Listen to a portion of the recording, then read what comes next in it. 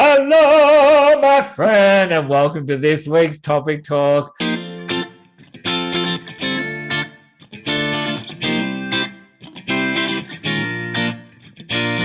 My name's Cal, and I'm a stroke survivor. But right now, this is all about support crew members because right now with us, we have the indomitable, invincible, incomparable Nicola. Hi, everyone. Nick, this week I really want to talk about your role as a support crew member.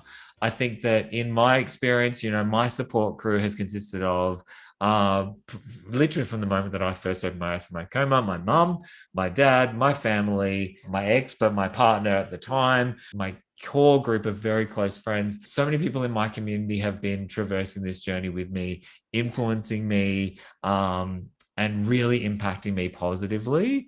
And I know that you, as a key support crew member of the incredible Beth, young stroke survivor, have a lot to offer our community of support crew members. So right now, I would love you to think about your experience as a support crew member and let us know what is the biggest challenge that you have overcome as a support crew member? Yeah, I think the biggest challenge that we've overcome is that journey from the very beginning that your loved one has their stroke.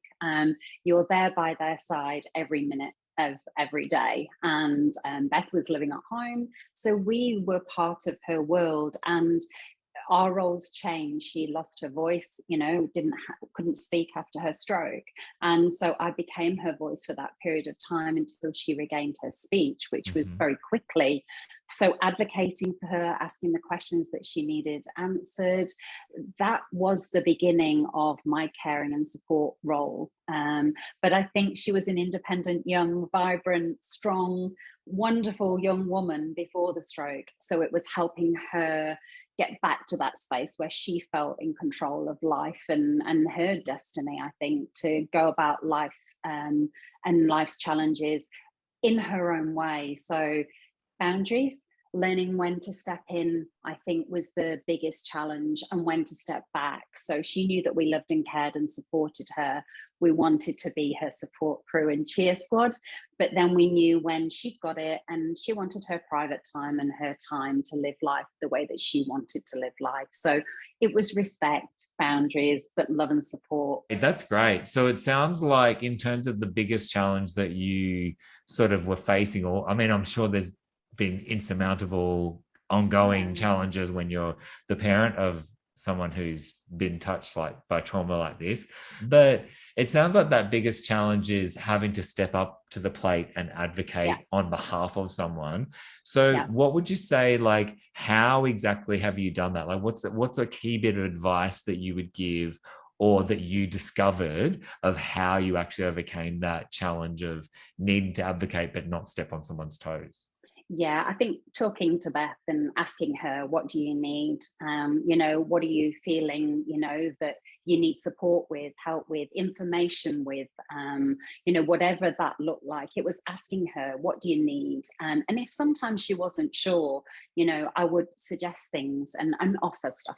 It would be about more around those hidden challenges that people couldn't see. But as a mum, your intuition and your love for your child, you just know them sometimes better than they know themselves. So it was asking, taking time to talk. I think that time where not everything's rushed. So yeah, just some really key moments to sit together and be together. I think Yeah. that is beautiful, because it's like that number one bit of advice that I would get. And I think that I get this in my life in lots of different ways. And you watching, you might have this.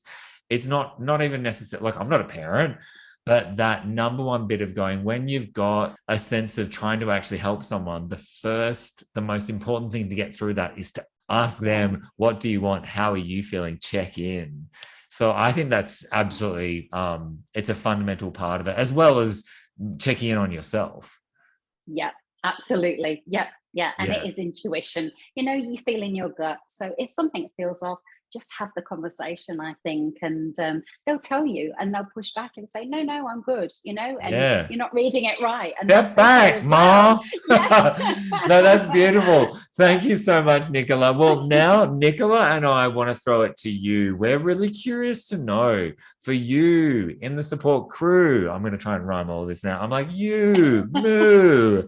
I've had so many coffees. No. I'm about to say heaps of stuff. But no, for you watching and the support crew, we want to know from you, what is really the biggest challenge that you've overcome? And most importantly, how have you overcome it? What are the tips you can give us about how you've overcome your challenges? Let Nicola and I know down below.